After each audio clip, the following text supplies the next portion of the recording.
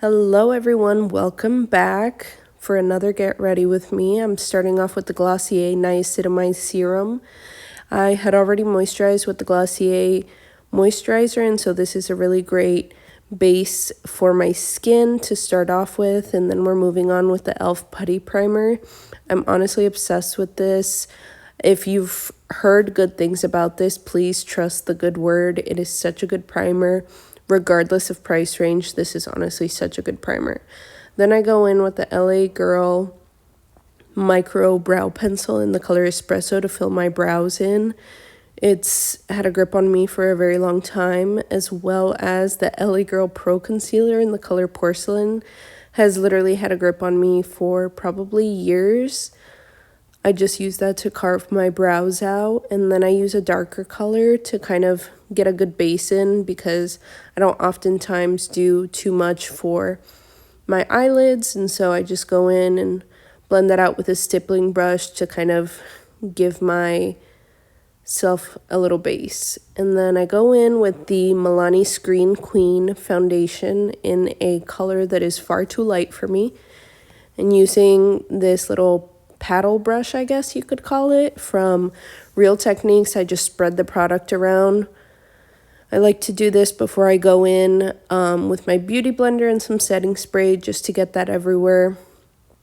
I feel like it doesn't waste as much product when I do that first. Then I go in with my contour. I went extremely heavily handed. I don't know why, but hopefully we'll be able to save it. Contouring my nose is honestly the hardest thing. I don't know why I try because it's not that good. And so we're going in with a stippling brush again to kind of spread that out. Like I said, extremely heavy-handed.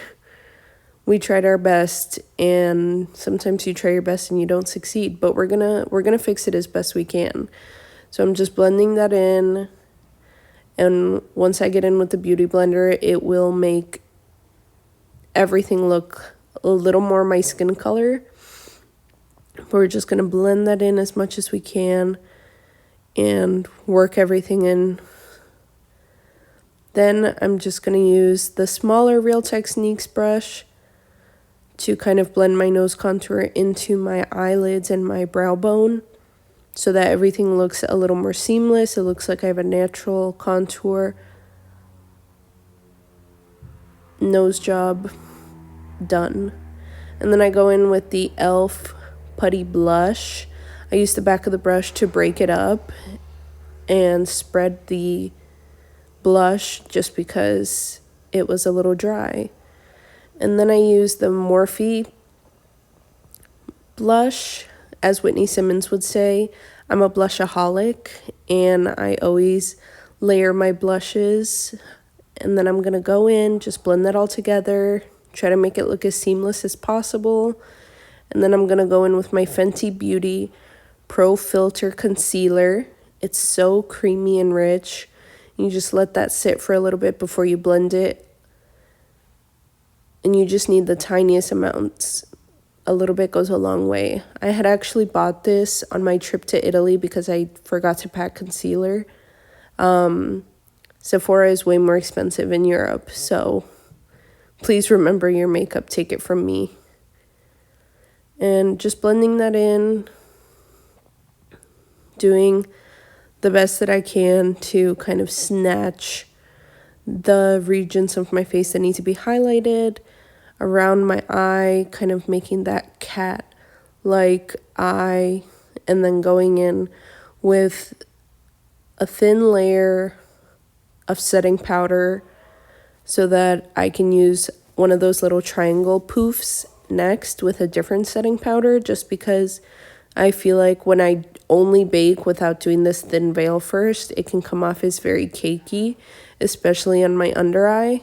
And then going in with my Lorac blush just to set my blush combos in place. And then here's that HD powder from e.l.f. in their more pinkier tone. And just going in, snatching everything up, just using very minimal amounts because it just goes a long way. And we don't want to look too cakey. And then after that, we're just going to go ahead and take our Tartelette and Bloom palette and just adding a little transition shade into the crease. Nothing crazy, just giving our eyes a little more of a dimension after having added the contour shade into the lid region and just blending everything off, making sure everything gets a little bit of setting powder, using that excess to set my whole face so it doesn't budge, getting that setting spray in because I'm a sweaty girl and I need all the setting spray possible. Now going in with the e.l.f. Brow Freeze, honestly, one of my favorite brow products. I use this on an everyday basis. Even if I don't do makeup, this is going on. And then just going in with a white eyeliner, I do my waterline, my inner corner, and then I just blend that out with my finger. And then the excess I just put on my nose. I know that that's super chuggy, but I like to think that it gives me the illusion of a button nose. And even if it doesn't, to me it does. And that's my version of body dysmorphia. And then I go in with the Fenty Beauty white liner. And I like this one to go on top of the other one because it's a little more sparkly, a little bit more brightening. And I feel like it makes my eyes pop a good amount. And then I go in and curl my lashes. I used to be a lash curler hater. I used to think that it did nothing. And then I gave it another shot. And honestly, it really makes a big difference. It takes my lashes to the next level. And I just go in with any black mascara and just go to town on that.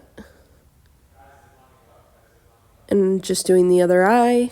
I have seen that people heat up their lash curlers, and if you're brave enough to do that, you're honestly braver than our entire military because that is scary to me. And all set.